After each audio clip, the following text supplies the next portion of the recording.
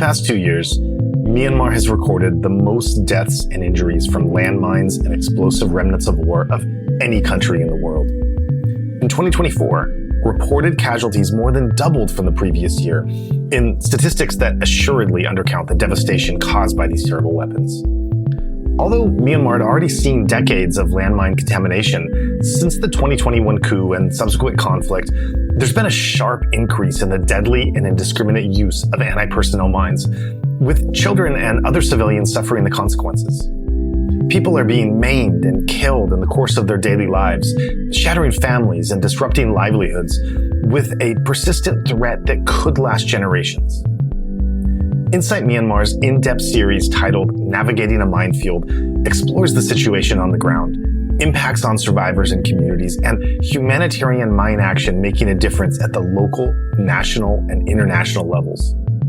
We are joining a network of independent news media publishing in Burmese, ethnic language, and English, both in Myanmar and in the diaspora, to raise awareness about the dangers of landmines and explosive remnants of war, as well as action that can save lives and support community leadership. More information about the series is available on the Insight Myanmar website under the Mine Action section.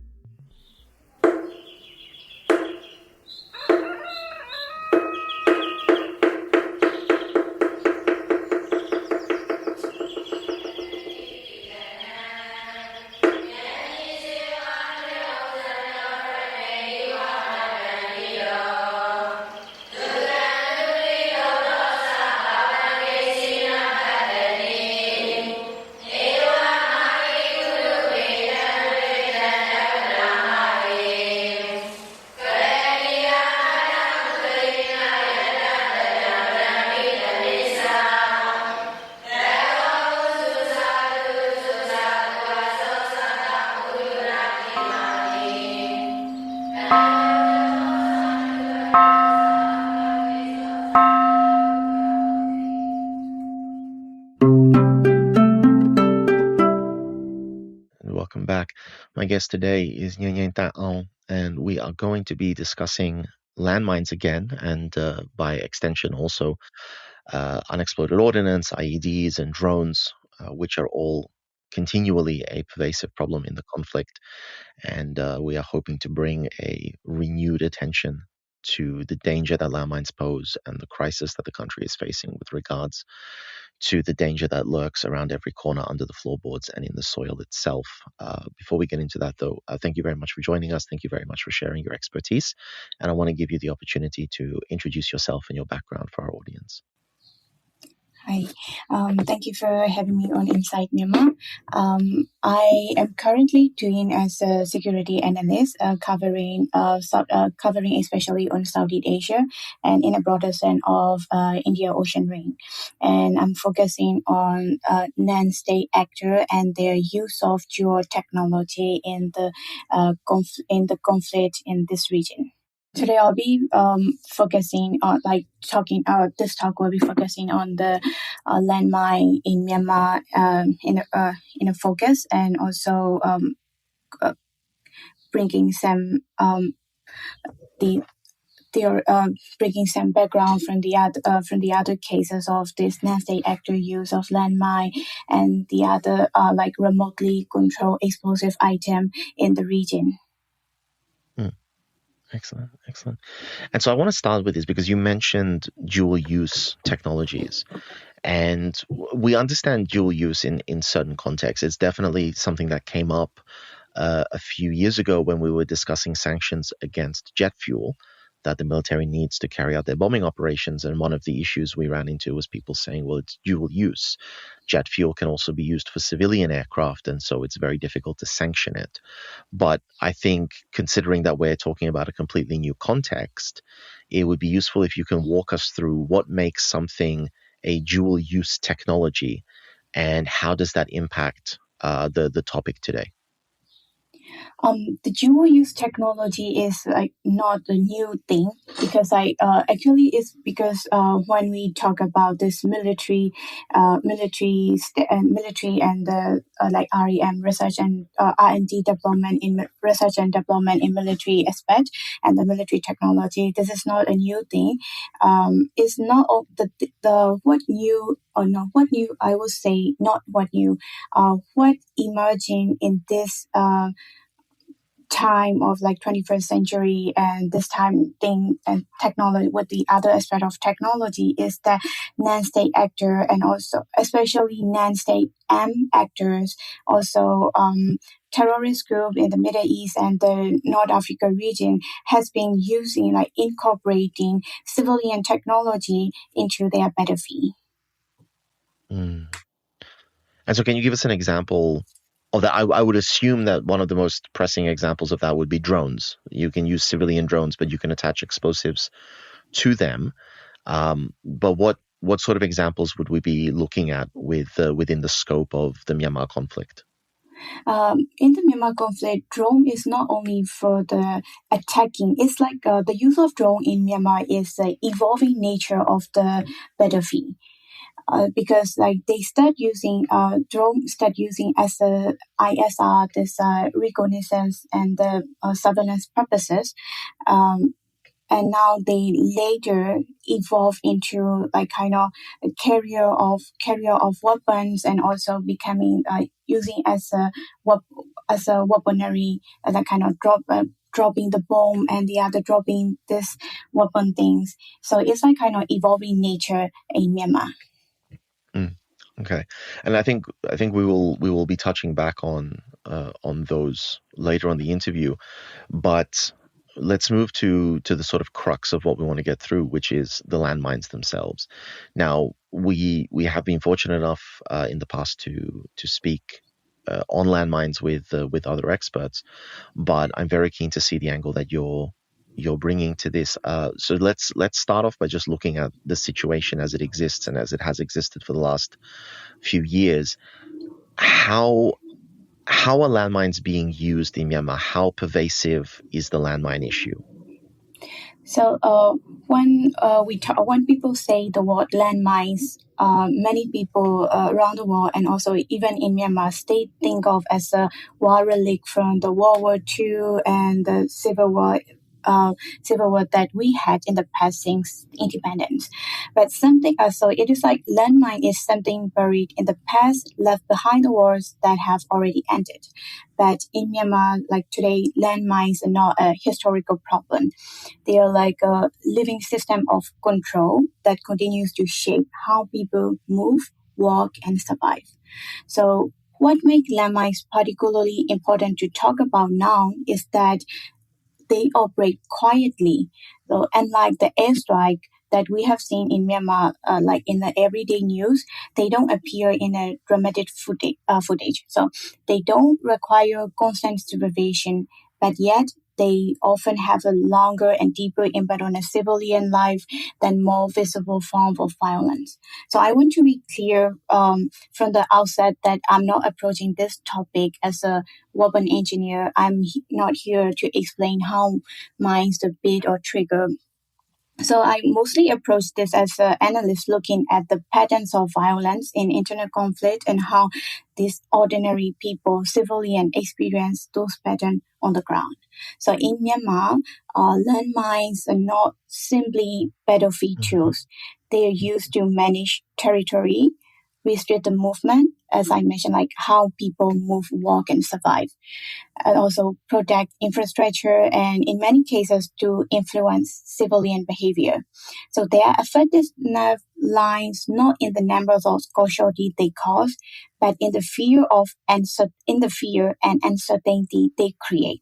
So fear is that can create empty village, closure of roads, and make land unusable long after the fighting move as well. So when we talk about landmines in Myanmar, we are really talking about how war continues in everyday life, even when there is no fighting visible. And that is why I think this conversation matters to talk for now. Absolutely. And I want to get back to the point that you made, because you were saying that the purpose of the landmine is to restrict movement. And of course, landmines are conventionally what we would classify as an area denial weapon. And it's supposed to restrict movement, but it's supposed to restrict movement of enemy forces. But my understanding is landmines are not just being used to restrict movement of actual combative groups, whether those are EAOs, whether it's PDF or anything else, but they're also used to simply restrict the movement of the civilian population. Is that true? Yes. So it's like what I mentioned earlier is like what landmine do in civilian space. Yes. And so what is the long-term impact of this? Because I think it's crucial for us to understand this from the perspective of civilians. We might think in our sort of urban lives out here in the West that if there were a minefield, say, 5 miles from where I live, it might be a little bit inconvenient, but if I know that there's a minefield there, I'll just avoid that particular place. But this doesn't actually necessarily affect my life all that seriously. I can go around the minefield. I can still go to other places. I can, get food, and I can do work, and I can do so on. But in the Myanmar context, it's not quite so simple. How is the life of a civilian community, a village, affected by the existence of mining nearby? So like the other like many internet conflicts like this asymmetrical warfare. So the use of landmine, their primary function is not mass casualties in some cases, but in some cases they do mass casualties sometimes. But most cases, is the primary function is not mass casualties, but they do long-term disruption. So landmine, how landmine works is like they change behavior. For example, the presence of a mine or even the rumor of one in a particular area, for example, can make farmland unusable, cut off access to water sources, and force people to take longer and more dangerous route just to reach like market or clinic. They are in their everyday life. It's like as you mentioned, yes, the area denial, but that area is not only for the geographical and terrain, it's also for the everyday life. I would say instead of area denial, I would rather say accessible denial. Mm. And that, I think that makes a lot of sense. And so I think it's important to understand the intentionality behind it as well, because in other conflicts and other cases of warfare, militaries who deploy landmines and have this type of a negative impact on the civilian population would say that this is collateral damage. The objective of the landmine was to deny movement opportunities to an armed enemy group, and it just so happens that there are civilians who are in the way and their lives have been negatively affected. And the same thing can be said for shelling and air raids and unexploded ordnance and all of the other sort of aspects of warfare that cause damage to large areas. But in the case of Myanmar, this is deliberate. The military is in fact using landmines not primarily to stop the PDFs and the EROs from being able to operate militarily, and simply accepting that civilians are going to be negatively impacted in the process. Rather, the landmines are being used actively against the civilian population as part of what we've come to understand as the four cuts strategy. Can you talk us a little bit through that? So hypothetically, this one of the reasons landmines are used in asymmetrical warfare, I would say, is like the thing is that the landmines, they don't need to be actively enforced like the other warfare, like the other weaponaries of the mass destruction. Like they don't need the human monitoring all the time. So unlike the checkpoint or patrols, a minefield doesn't require manpower. That's the one thing. That's also not as a formal military doctrine in Myanmar, but they use as an informal doctrine. So because like once it's laid, it governs space on its own. Of course. Of course. So then let's look at the other side of it, right? And this is the part that I think we have to be a little bit honest about here. We have spoken on this podcast in the past about the military's use of landmines. We've spoken about the way in which these landmines negatively affect civilians, and it is truly horrific. And we've also spoken about mine clearing operations. But an important aspect to this conversation is to look at the way that the revolutionary organizations, whatever they may be, but the pro-democracy organizations and the various ethnic revolutionary organizations are also making use of explosives, whether this is landmines as we understand them or whether this is improvised explosive devices. They are being used. How pervasive is the use of landmines and other types of explosive devices against the military? Well, compared to the use of landmine by the Myanmar military, the use of landmine or the other IED improvised explosive devices by the resistant forces is a bit of observable, that is noteworthy to observe. But the thing is that unlike Myanmar military, the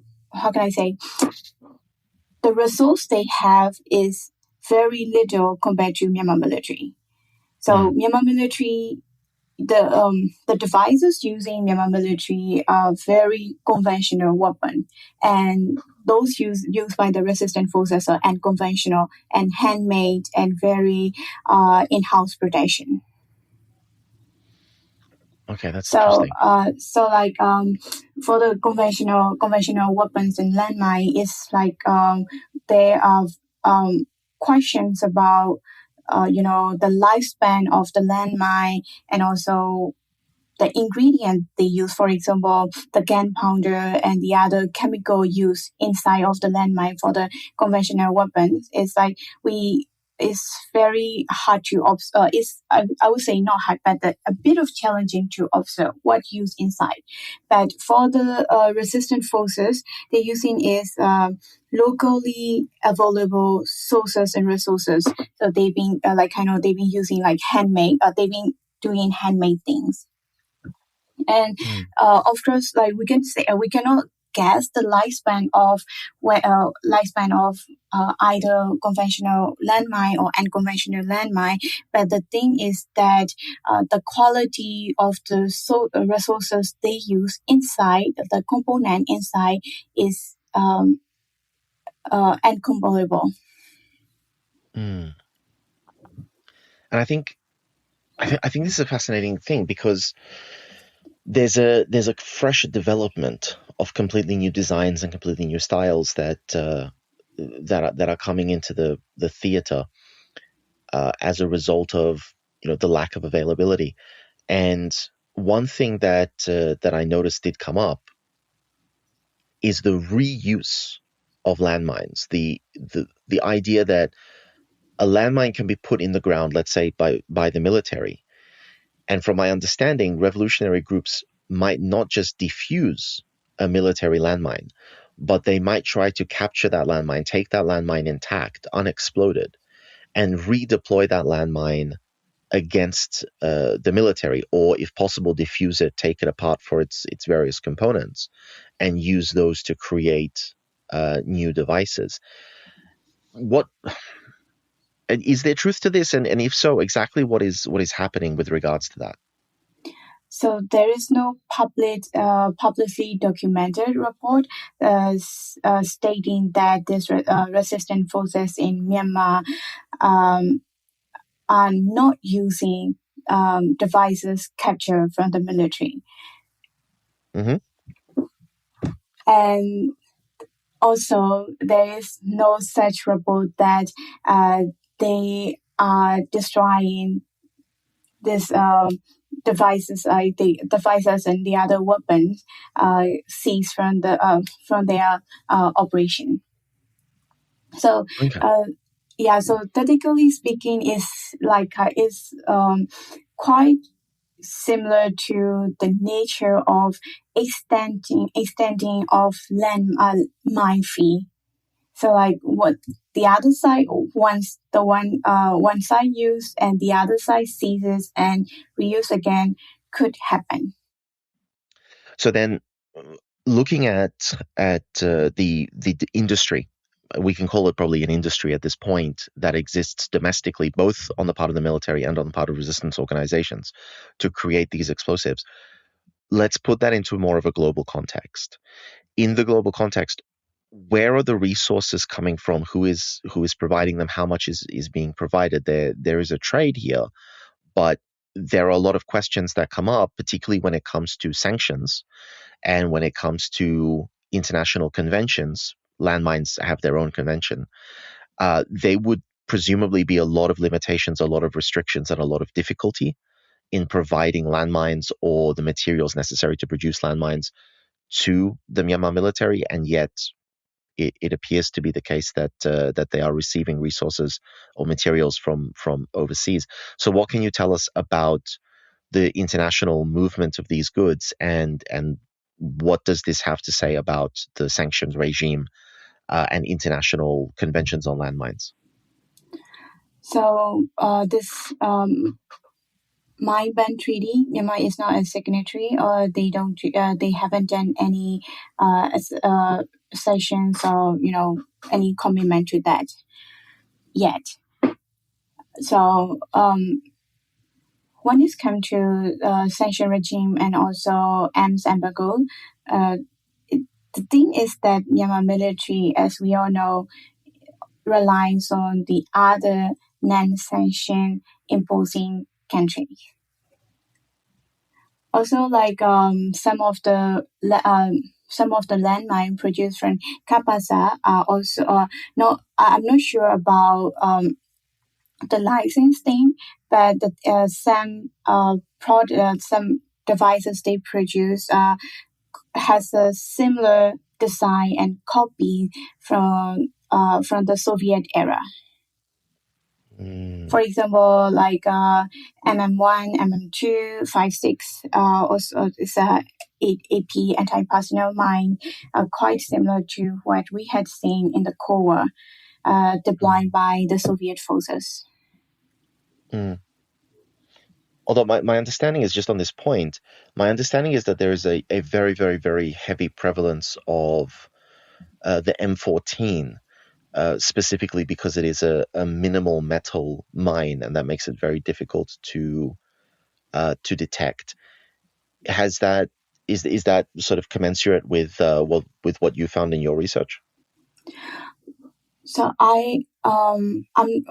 well, as of now, there is no there is no publicly report on the exact use of M14 by military. But before this podcast, I listened to the talk organized by the defected soldiers, and they mentioned there is one interesting fact that they mentioned about the use of undetectable items to cover the landmine. For example, the use of plastic cover and the pipeline, pipeline cover in covering the explosives item.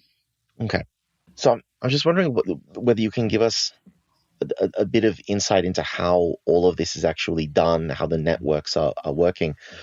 Before we get a little bit into that, you mentioned the kapasa, and I just want to give you the chance to explain for the audience what the kapasa actually are. Kapasa is a defense industry in Myanmar that mostly produce for it's like locally produced defense industry.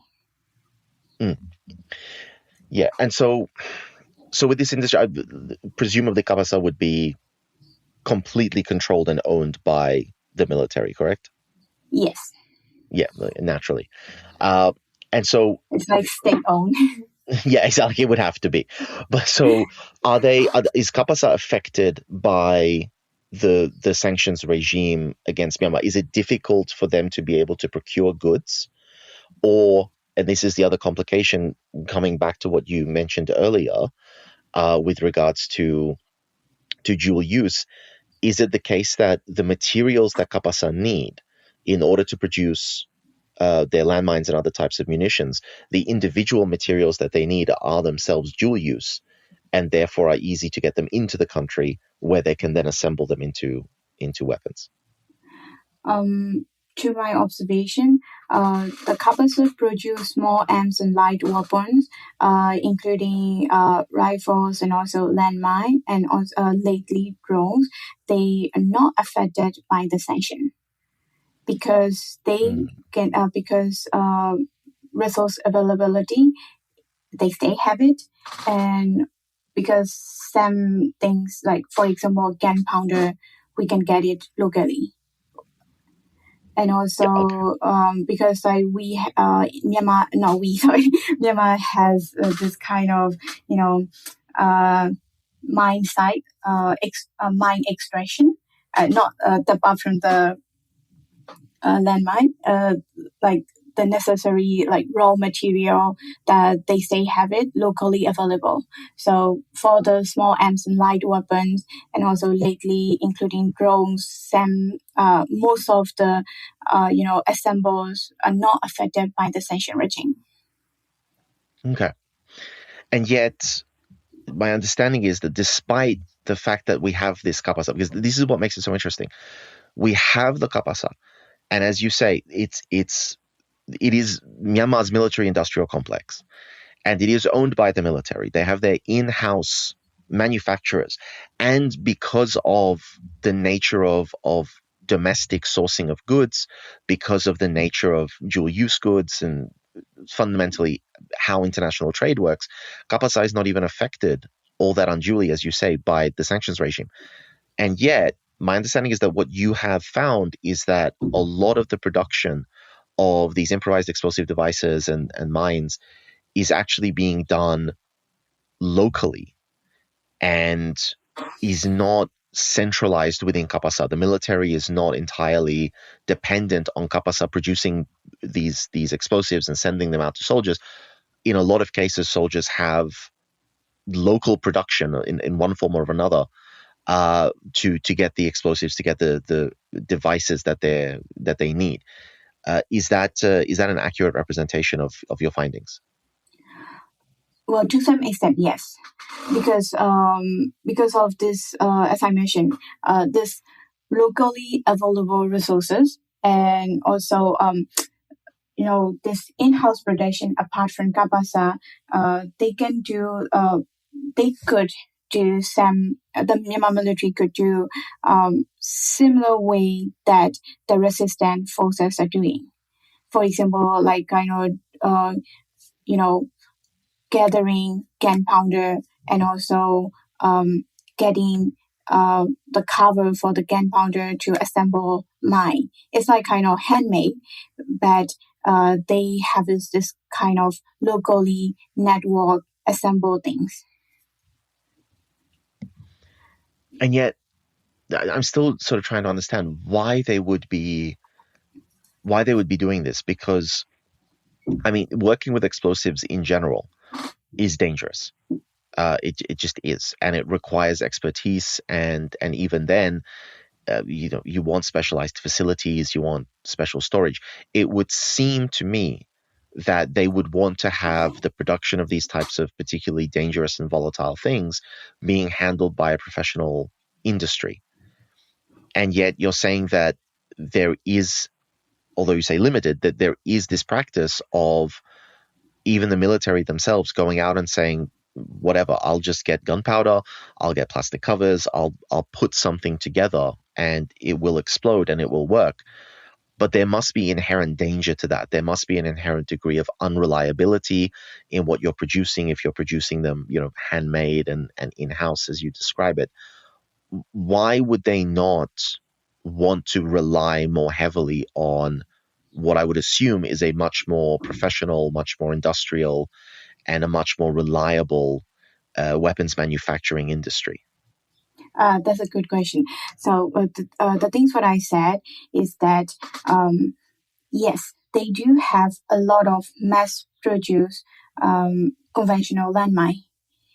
But the thing is that, especially after 2021 military coup, with the advancement and the evolved nature of the resistant forces, some of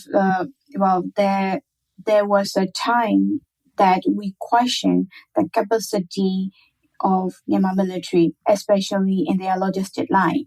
So there were times that some infantry had this kind of lack, they had their logistical line were cut sometime in some cases, especially around 2022, and also in case the confrontation in Rakhine State. So Myanmar military experience being cut of the logistical line. So in that kind of situation, they try to improvise. They try to use improvised resources, like available resources they have in their actively engaging area. So it's not so much that the military feels that they have better options, that locally speaking they can make a better weapon, they could make a more effective weapon. Rather, there has been success in combating the military in terms of compromising the reliability of their logistics, and so they are turning to these locally produced, handmade weapons, these IEDs, as a backup, because they don't have the luxury of getting the weapons that they want or that they need. So, should we take this as an indicator that the military is in trouble? Yeah, to some extent, yes. But because I could say only like 70% once their logistical line is cut. But I want to just kind of correct one thing. So this in-house handmade production, they are like locally produced thing, and when we question their quality compared to the Kabasa produced one, the quality is not as good as the systematically produced one. Yeah. I mean, I imagine it would be, as I say, so much they're more risky. using this as a defensive tool, because landmine in origin were used for the defensive purpose. But to some extent, not to some extent, in Myanmar context, Myanmar military has been using this for not only for the defensive purpose for their military posts, but also for their offensive purposes. And I think this is a good time to ask, if we can frame it in this way. The way in which landmines are being deployed in Myanmar is different than the way that landmines have historically been deployed. I think a lot of people have, when we think about landmines, as you say, a lot of people think of them as relics of World War II. We think of, particularly in the European context, we think of landmines in the World War II setting. I think a lot of people think of the Korean War as well, particularly now along the demilitarized zone. So it's historically, landmines have just been a deterrent. There's a strip, you can see it, they'll even indicate to you that there are mines there, just so you don't go there. And it functions like a type of very explosive wall, essentially. But as you're saying, in the Myanmar context, they do that. They do put landmines all around their military bases. They do put landmines all about important pieces of infrastructure that they want to protect. But they are using them offensively as well, and this is quite uncharacteristic. So how do you use a landmine offensively? Because you have to go into a place to put the landmine into the ground, unless I'm mistaken. So you would think you already control the area. If you can put a landmine into the dirt, you must have some control of the area where the landmine is. So the landmine does not logically seem to be able to gain territory for you. So how is the landmine being used offensively in the Myanmar context? So, let's get back to the nature of the mine. So mines do not discriminate. They do not respect, even in the time of peace, they do not respect ceasefires. That's one of the nature of mine. So it's like as I mentioned earlier. So once laid, they do not require supervision. So that makes them particularly effective and particularly dangerous. Yes. So that's why, yes, to some extent, yes, once a military or an armed group get control of a particular area, they can stay deploying mines around that area. But the thing is that once controlling a particular area means a lot. Not only to we get control, we get rid of our enemy, but that thing doesn't stop there. So we have to the group has to do some rotational and governance thing in that area. So they have to keep control of that area. So that's why they are doing not only for the defenses. That's they deploy their doctrine to use mine and landmine as an offensive tactic. Interesting. So this is somewhat in contrast to how landmines are historically being used. But so again, to look at the other side, and I know that you're saying that the resistance forces are not using landmines anywhere near as extensively as the military, and that absolutely 100% seems to be the case, because the military's use of landmines is just mind-boggling. But are the military running into difficulties and problems when faced with two things? Number one, their own landmines, which, because you said landmines do not discriminate. Do they find that they now have a difficulty because they have denied access to themselves as well? And are the military facing difficulties as a result of the landmines and the IEDs that are being used by resistance forces? For the second question, yes, because in the early day of the resistance movement, periodically around the mid 2021 to mid 2022, they face enormously of this attack, I would say this offensive from the resistance forces. So because of this, resistance forces use handmade ID, especially in the plain area. We call it Enya data.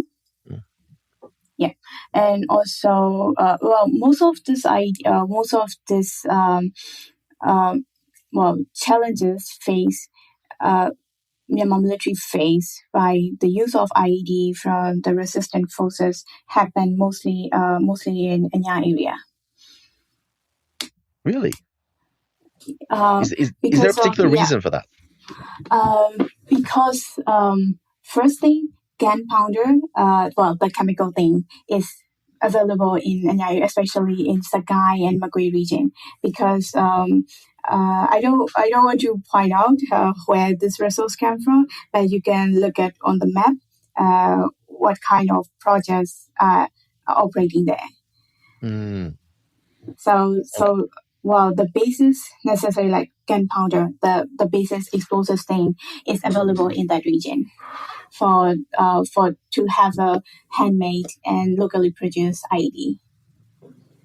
So that's very interesting, because what that suggests to us then is that the availability and the use and the deployment of IEDs is not determined by the theaters in which IEDs would be the most effective.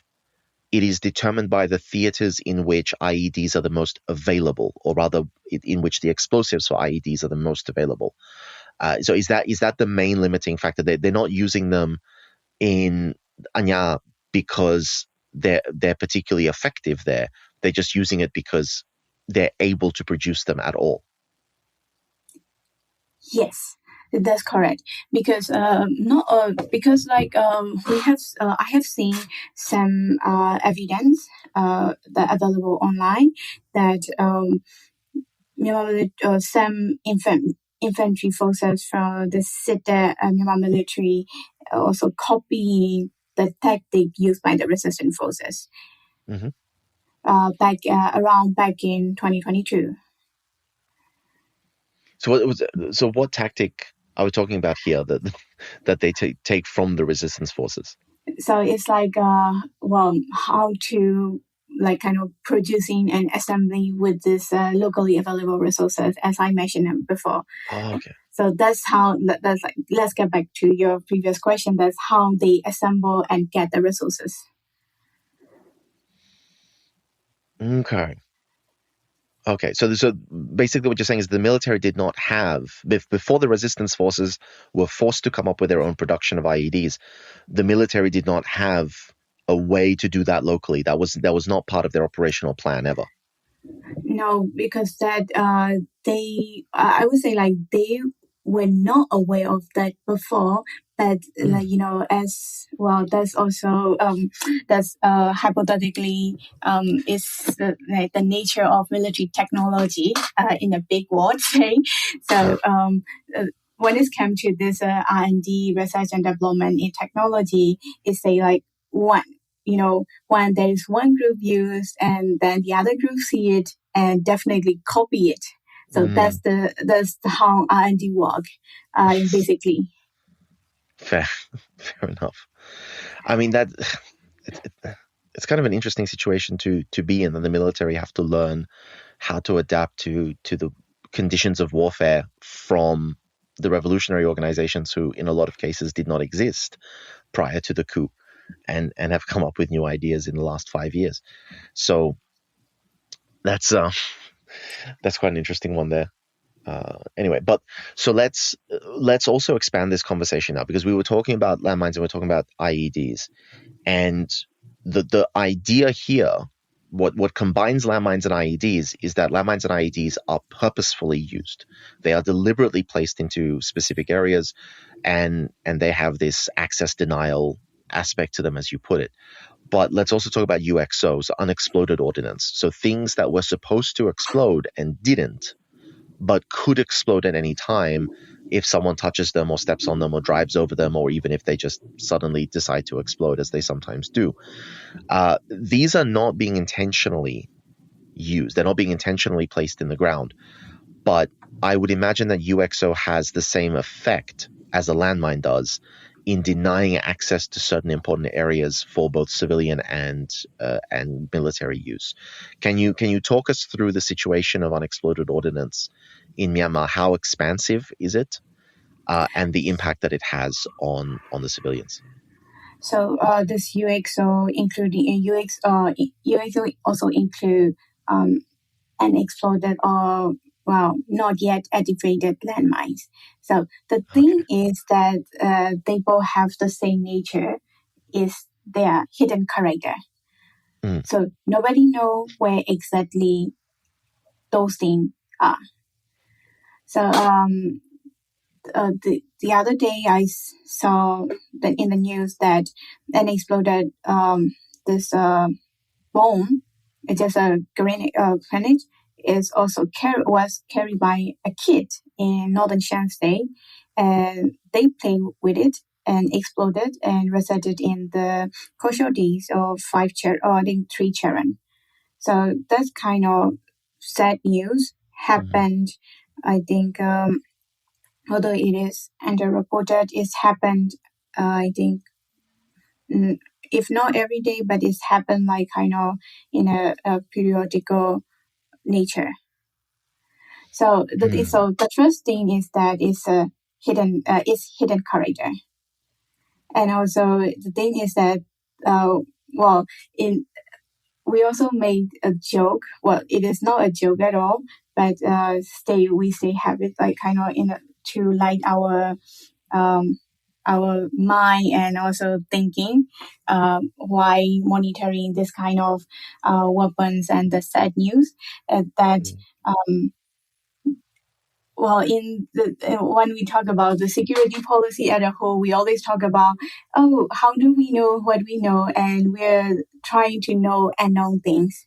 And it is also applying the same to landmines and UXO. So UXO always because of its hidden character, is becoming the unknown things that we try to know, but we don't know how to start. So, but for the local population, especially civilian, sometimes they know it, but the thing is that they always follow their knowledge. So it's always happened, not even in Myanmar, but also in Cambodia and also Afghanistan and also the other country of case study, saying that we might, there might be the sense of the common sense of a local population. They stating they might actually have only one mine in their village, for example, but in their mind and the thinking, they always think that there will be more than 10 mines around their area. So that kind of myth becoming, as a failure added to the NO. So it's a bit of, challenging to solve this puzzle. It's also a challenge for the mine clearance operation and also deminer. That I think that's also another topic to explore.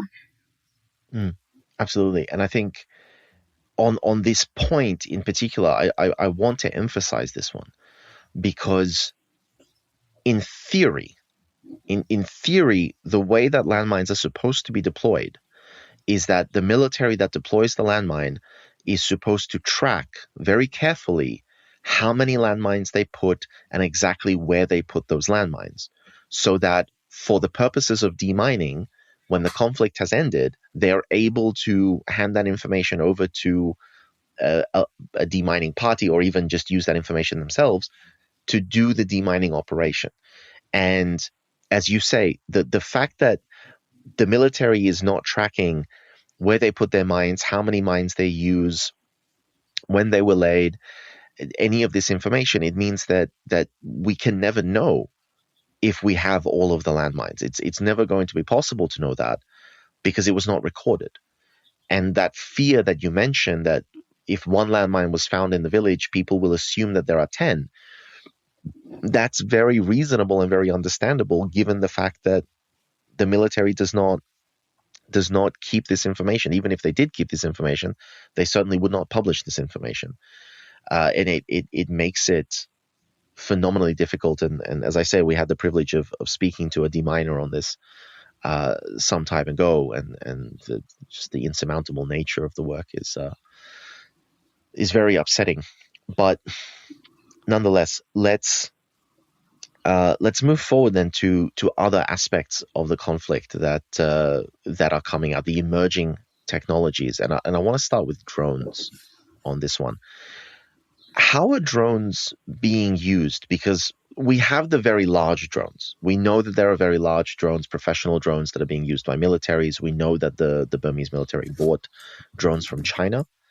And we also know that the Burmese military make their own drones. I understand that what the Burmese military produces is basically just a cheaper version of the Chinese drones. But what is the function of drones today? Because I understand initially the purpose of drones was for surveillance, and this has changed over the course of the conflict, hasn't it? Absolutely. Because, just to add to your point, not only China is not the only actor providing and supporting with this dual drones. Because Myanmar military is using basically two types of drone. Military graded drones that we could record back in 2016, 17, and 18 in Kachin and Rakhine states. So that military graded drone that recorded once were for the ISR surveillance purposes, reconnaissance and surveillance purposes. But the drones that Myanmar militaries are using after 2021, exactly after afterwards of the end of 2023, to be exact, afterward of Operation 1027, that drones dual, not the as a dual graded, not the military graded drones. As I mentioned earlier, that they also copy it from the use by the resistance forces. And also this dual drone or the dual usable drones are supported by China, but also we doubt. We assume that there might be also military graded drones they acquire from Russia, and Pakistan recently, and also presumably from Iran. So just the first very important question is, what makes a drone military graded? Is it the capacity of the drone to carry explosives, or is there some other aspect? Well, the first thing is the military graded have the guided function. And also it's like also the remotely controllable. That's another function. And also they have the technology incorporation. For example, getting the exact coordination and also remotely dropping the drone as a kind of airstrike that capable of carrying the carrying the bigger bombs. Because currently the resistance groups drones use drones and UAV and the other all types of UAV used by the resistance forces incorporated with the civilian use drone, and also they trying to do the guidance function, but their guidance function is not the military tech. It's like they incorporated with the civil use, and their the drones used by resistance forces is just to drop the bomb. It's like kind of drone become the carrier of the weapons. But for the military graded drones, it's not only carrier, the drone itself has a function and also, the command function to attack. As we had seen in Iraq and Afghanistan and the other part of Middle East. Because this is what I was going to mention, that we have seen obviously throughout many conflicts that we've had over the last couple of decades, but particularly as you say, like in Afghanistan and in Iraq, we have seen the use of drones to basically drop grenades from the sky, and that can be quite effective, and they've dropped them into armored vehicles and tanks and things of that nature. And my understanding is that in the Myanmar context, resistance groups were in fact buying drones, and hopefully you can confirm whether or not this is true, but were buying drones that were initially intended for use in the distribution of pesticides and herbicides on farmland. And these drones are typically classified as industrial drones, and therefore they're able to carry a significant amount of weight, and they're being converted to carrying a large amount of explosive and then dropping that explosive onto military convoys and military camps and things of this nature.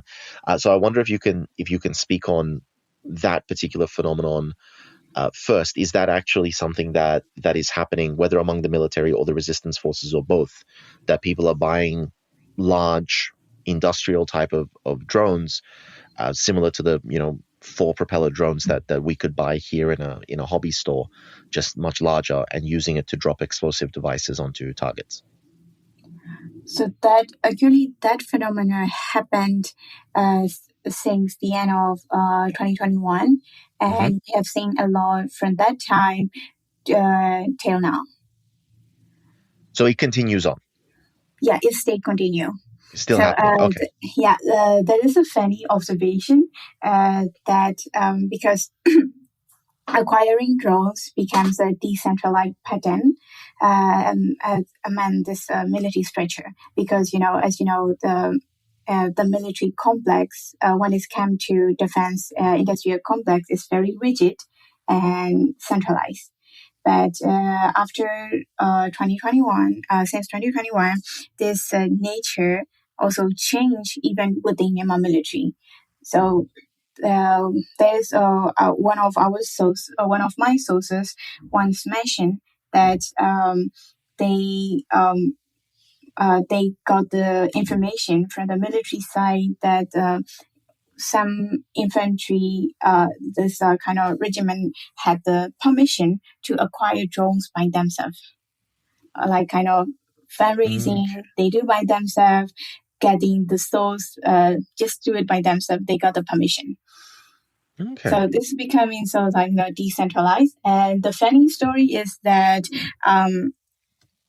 there is one source in one particular country, the resistance forces has been acquiring and getting some purchases from them, and also Myanmar military. Myanmar military. One group of troops and soldier, they bought from the same source. Yeah, does it happen like especially after 1027? Yeah. But so once again, we've come back to this decentralization of industry where you're saying that the individual groups, they're not making their own drones. Obviously, they can't manufacture that. But you're saying individual units are being given permission to source drones from third parties, when again we have the Kapasa, we have a military industrial complex that does make drones, and we know that they make drones. So is this once again a logistics issue? Is it just that the Kapasa is not able to make enough drones, or is it that they're not able to get the drones to the soldiers who want them? It is obviously the logistical issue. Because yes, Kapasa produce drone, but it is not in a mass production pattern. Okay.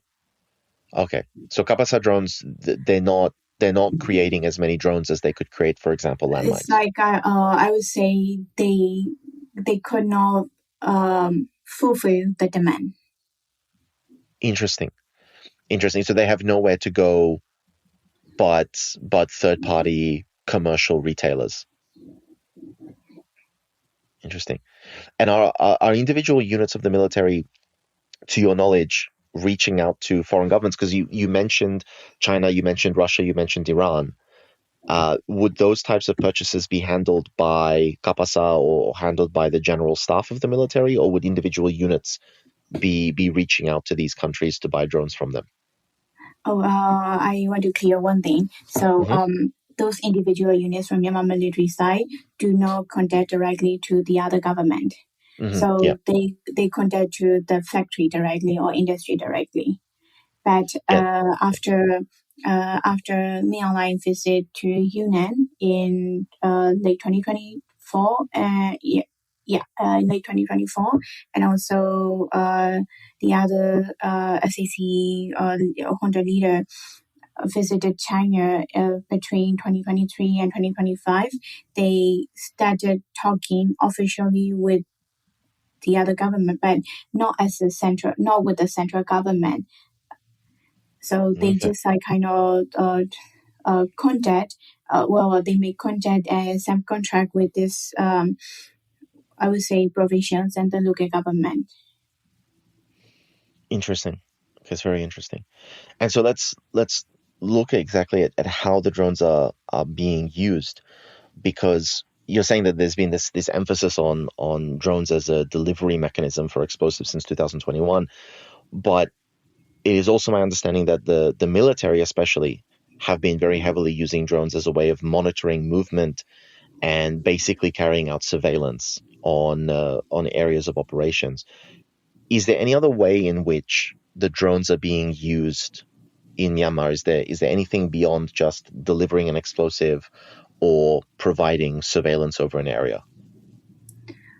Well, that's the thing we need to monitor further on this the use of drone in Myanmar, because we have I have high concern about incorporating of military tech, especially this guided function and this remotely controlled command area. It's a software functioning things. I have concern about that of incorporating that technology in the coming near future. And we're about to get into that. Just as a final question on this one, to connect back to the discussion we're having on landmines and IEDs and so on. rather than drones being used to simply deploy an explosive device that drops and explodes, is there evidence that drones have been used or could be used or will soon be used to deploy mines in some way, shape, or form? They wouldn't be able to dig them under the ground, of course, but would drones be used as a fast way of dispersing access denial, area denial weapons from the sky over civilian territories? Well, I haven't seen any evidence from the military side yet, but the evidence from the back in Operation 1027, the the alliance used that function to counter Myanmar military movement. So it is answerable. I think I have seen because I wrote this in my thesis research in 2024 that only 2 news outlets reported about that use of drone, like effectively to counter Myanmar military movement. So it's like they can do not only assess denial, but also like kind of they could control the mobility of Myanmar military. That's how one of the factor Myanmar military, like I know the large unit, they surrender to the alliance forces. I do remember, actually, I do remember seeing the memes about that, and the popularity of drones in that time. That was quite remarkable. But this is another question on drones specifically. If you look at a military drone, a typical, Western military drone, something like a Reaper drone or something like this, they are very much undetectable. They fly very high, they fly very quiet. We can't hear them from the ground, and you're not going to see them either. And if you compare that to, let's say, a quadcopter, so the typical types of drones that we would buy here in hobby stores, they are actually quite loud. So much so that if someone is flying a drone above you, you will hear the drone. It might be difficult to see it, but you will hear that it's there. And this raises a question of the psychological impact. Is it effective, or is there any evidence to suggest that it is effective to use drones that are more visible and more audible simply to create a fear response among the military who can't defend against it? So this is a thing.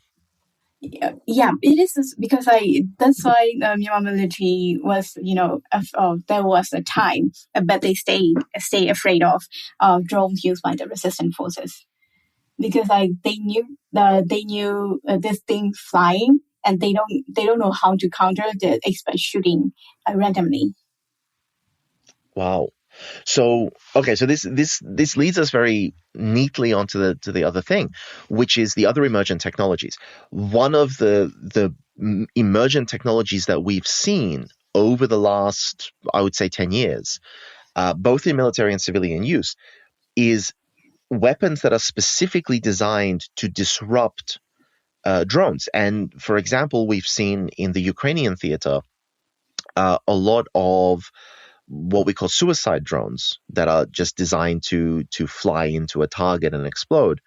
A lot of these drones are being jammed by jamming technology that is being carried by tanks and armored vehicles and other things like this, so that the drones cannot get close to their target and continue to be operated remotely. It sounds from what you're saying that anti-drone technologies, whether they're jammers or whether they're designed to simply knock a drone out of operation entirely, has not really made much of a spread in the Myanmar theater. But maybe I'm wrong. Is any technology coming up that is specifically designed to counter the effectiveness of drones? So several trends are shaping the battlefield is very obviously. So what we are seeing, the drones we see as a hybrid device, dual use, whatever we can use interchangeably, because they blur the line between anti-personnel or anti-vehicle, the kind of line. because in Myanmar context, drones target not only the military personnel, but also this logistical, also the vehicle, including the vehicle. So we are seeing this convergence between. We are seeing this convergence. Also, we are also seeing integration. Integration between advanced emerging technology using the ground-based explosive. So these developments like increasing civilian exposure and also long-term contamination. But we haven't seen the artificial intelligence AI yet, because we don't have. I'm not seeing any clear evidence of AI driven system in Myanmar, but the elements such as this surveillance, analytical, and target selection and navigation, I think they are moving in that direction. So what would be the benefit there? Because when we're talking about something like a drone, the drone only has to be operated by a single person, and that person is generally taking on zero risk and zero threat because they're far away. Like no one's going to shoot them as they're operating their drone. So what would be the advantage of removing that one human being and replacing them with AI? Well, actually, that thing is also not really removing the human present. It's like they incorporating with the system and operated by human. Oh, okay. So it's sort of a dual partnership between the human and the AI. Interesting, very interesting. And so, because I do wonder about this, because we talk about AI a lot. It's one of those really big topics right now, and there's a spectrum, and people on one end of the spectrum want to say that AI is going to do everything and it's going to be capable of things that a human cannot do, and people on the other end of the spectrum saying that AI is not anywhere near as effective as people say it is, and it's a bubble it's going to burst because its limitations are going to become evident very soon. It sounds from what you're saying that you do in fact see AI as playing a role in whether the Myanmar conflict or conflict in general in the future. How do you imagine that would happen? What function, what role, what application do you think AI is going to have in conflict or even in the Myanmar conflict going forward? I have one concern that coming not well, it could be in the near one. The thing is that the incorporating of military technology, especially in this navigation and also the space control, space security perspective, it could happen in Myanmar if the Myanmar military has, because they already have the resources in terms of financials and the other thing, especially the financial resource to set up this kind of thing. And also they have this alliance with devils, with these countries. Recently, the visit from Russia, they mentioned, they made an agreement, finalized the agreement in cooperation, military to military cooperation, especially in Roscosmos, the space security, and also the cyber security domain. Mm-hmm. So I have a concern of these development that could have the advantage in controlling this navigation aspect of technology and also navigation in the combat field. That makes a lot of sense. But as you're pointing out, it's not so much of an aspect in the Myanmar conflict. And I would imagine that AI and things related to that would be very difficult to access in Myanmar, considering the state of electricity and the state of internet in the country. Even if you are the military, these things would be of limited access to you. But I do want to ask, because we've had over the last couple of years this absolutely incredible amount of innovation and development from at first the protest movement and the CDM movement, and then ultimately going into armed resistance organizations. Are there any new technological innovations? Are there any new developments that have been coming up? I know that drones were a very big development technologically among the revolutionaries. I know that even rudimentary rocketry was being developed by some of the armed organizations. I saw some testing footage of shoulder-mounted anti-air asset rocketry, but we've seen a lot of innovation. But I'm wondering, like, what would you, as a researcher, look at as the areas of technological innovation that we should keep an eye on within this conflict?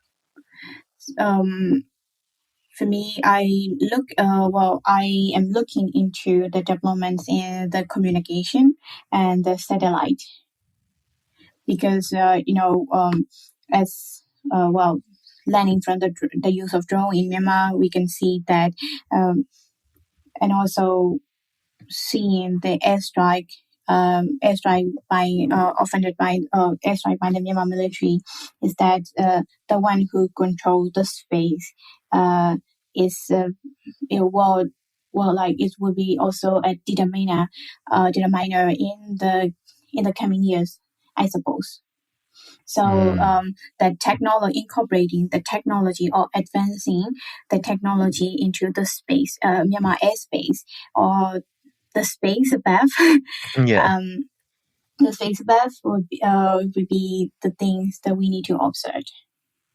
And I think that's a really interesting one, because, of course, that might be shooting a little bit high, right? Even for the military, launching a satellite is a very, very serious undertaking. It's not something that you can just do. And so within the Myanmar context, it seems that a lot of these technologies, whether it's aerial technologies or space technologies, are things that would have to be provided by third parties, whether they're governmental or private, and would have to be in some way utilized or leased or hired or purchased by Myanmar parties. And the example that comes immediately to my mind is Starlink. And we've just seen how Starlink chose, I don't know what deal was made behind the scenes, but Starlink chose to deactivate Starlink for Russian soldiers within the Ukrainian theater while maintaining Starlink for Ukrainians. We also saw how Starlink was used recently in the uprisings in Iran, and the way in which the military and the government there were able to jam Starlink signals, and the way that they were able to use Starlink signals and satellites to identify people who were communicating with the outside world during the internet shutdown.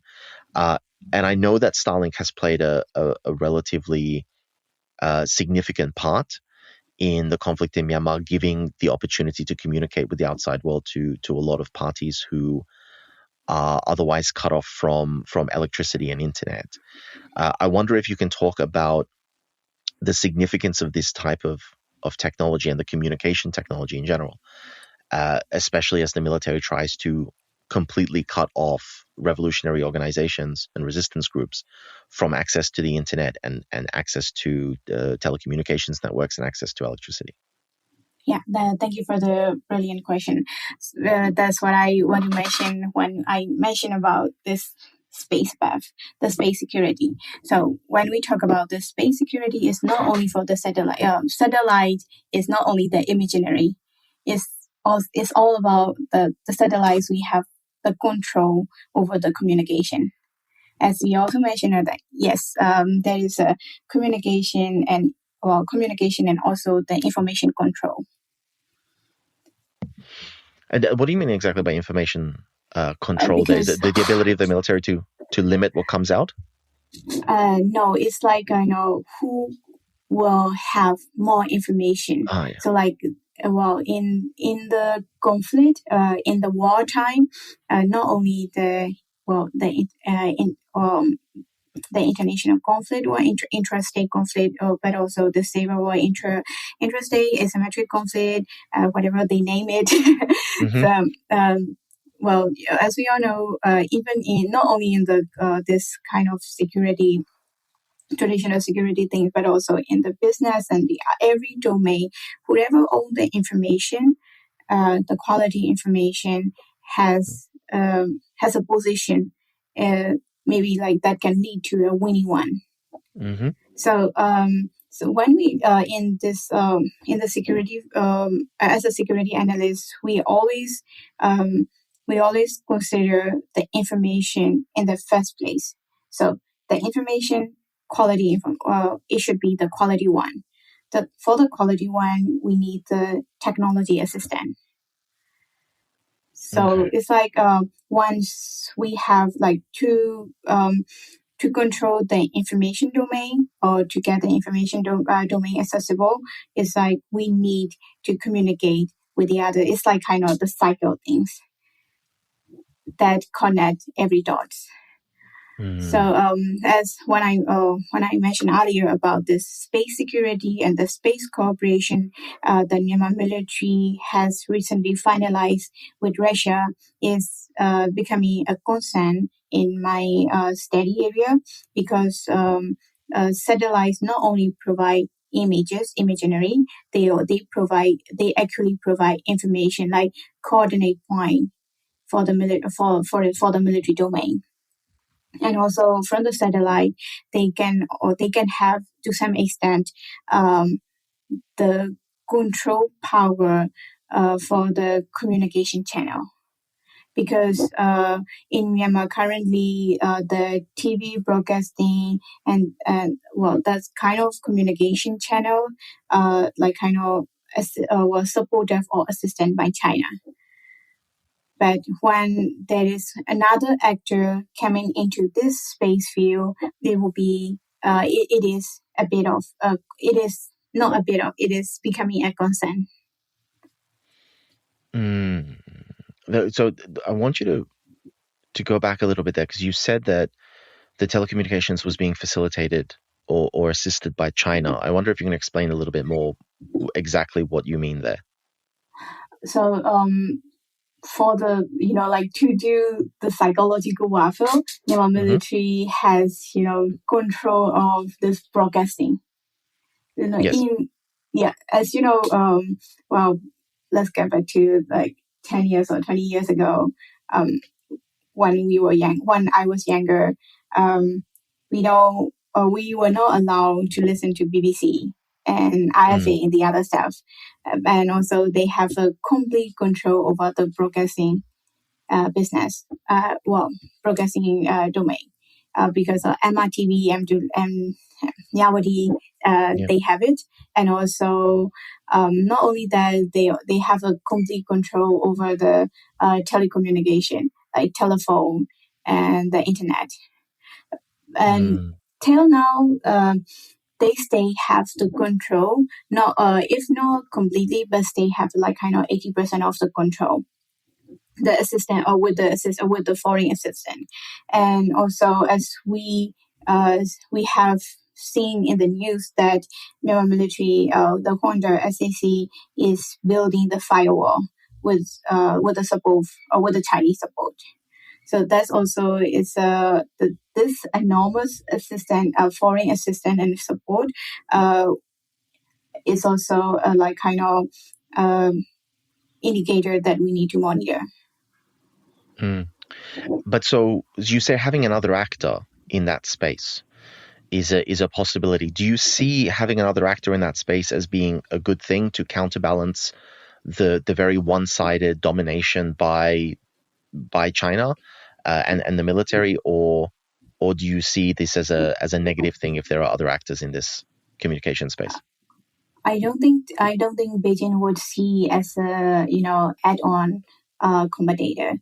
I think they would be a little bit of happy for this upcoming additional actor for like kind of using, how can I say, divisions of labor for the authoritarian assistant.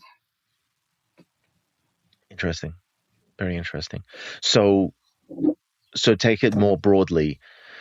The role of communication, the role of information dissemination within the conflict.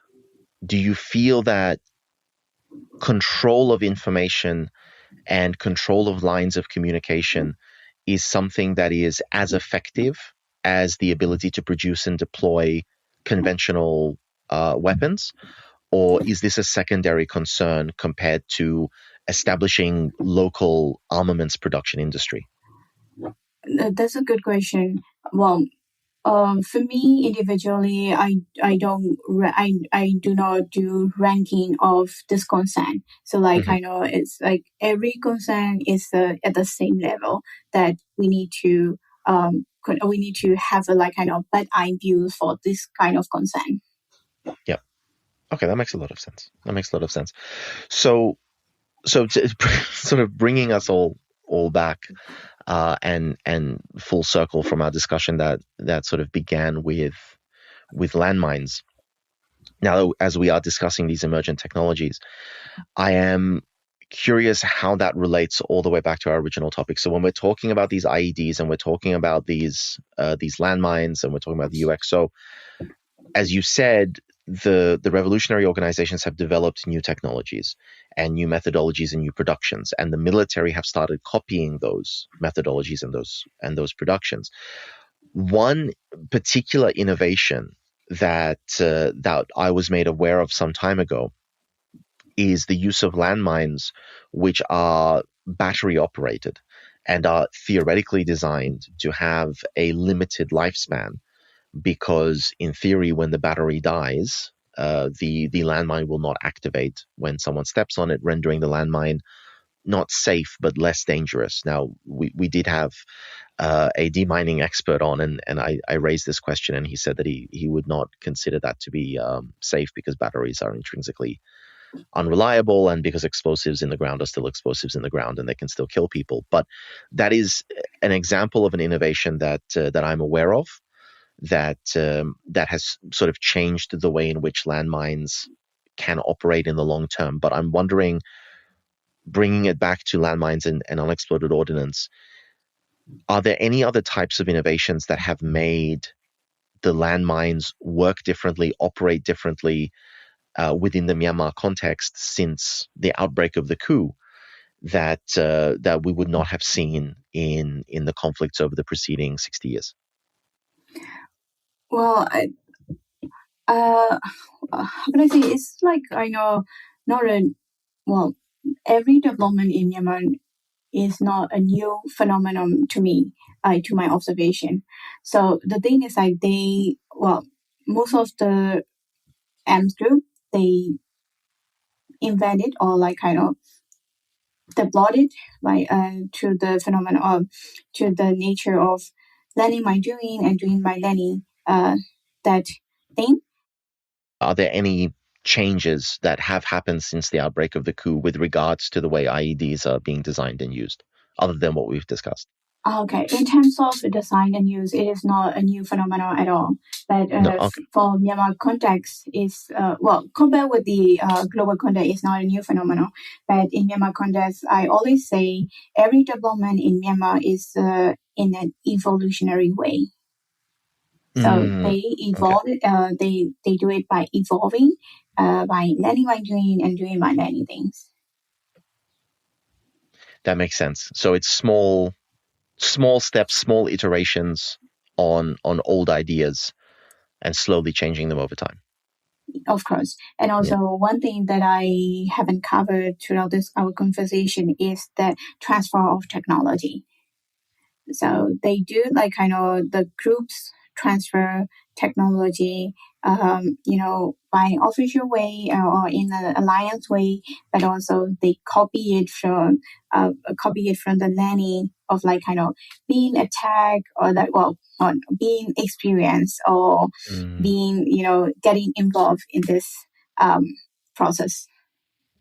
Absolutely. So just on that, I think we've covered quite a bit of ground, and I thank you very much for sort of taking us through landmines from a slightly different perspective, and not just focusing on what we focused on this channel in the past, which is the landmine itself as it sits in the ground and the way that we approach that problem, but a more bird's eye view of where do these landmines come from, who is producing them, and how and why, and understanding how the sanctions regime is not going to be effective because, as you say, there are so many local developments and local industries that have popped up as a result of logistics failures. So I think that brings a very interesting nuance to the discussion, and looking at the emergent technologies and the ways in which the conflict has evolved as a result of experimenting with and succeeding at taking technology and applying it in new ways. So I want to highlight two things before closing our conversation. So first, landmine use in Myanmar is not uniform. So different actors use mine differently, and motivation vary widely. Second thing is that this is not an argument that landmines are culturally inevitable or accepted. Fear and resentment toward mines are widespread. That's what I want to highlight for the civilian casualty. And the third thing is that the presence of landmine does not imply a strategic sophistication. So often it reflects insecurity rather than control. So I want to conclude that being precise about these limits is important, especially for researcher and policymaker new to the issues, and also when we think of the aftermath of the conflict, or when we think of the peacetime, this evil with hidden character will be handing the generations.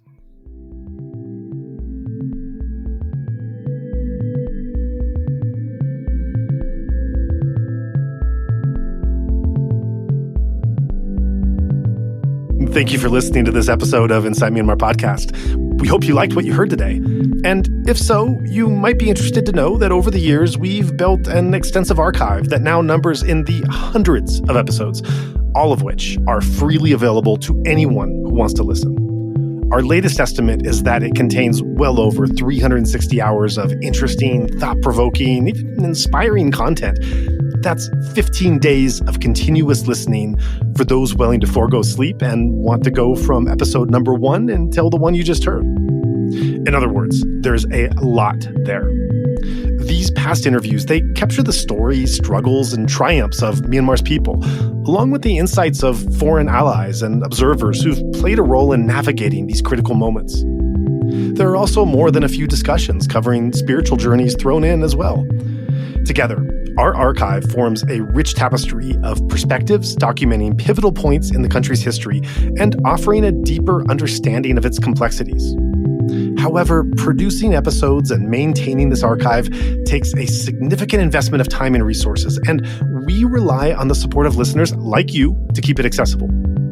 If you found value in what we offer, whether through today's episode or a deep dive into our past discussions, we invite you to help us sustain this work. Your contribution allows us to maintain and continue expanding this archive, as well as producing new episodes free of charge to all. So consider making a donation at insightmyanmar.org/donation.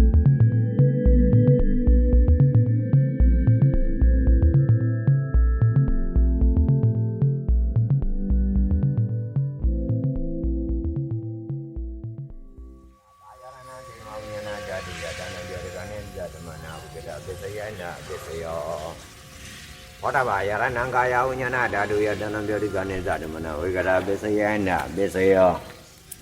Oba Yarananda, Dayananga, Yaranaya, Dayanamboda, Yaranam.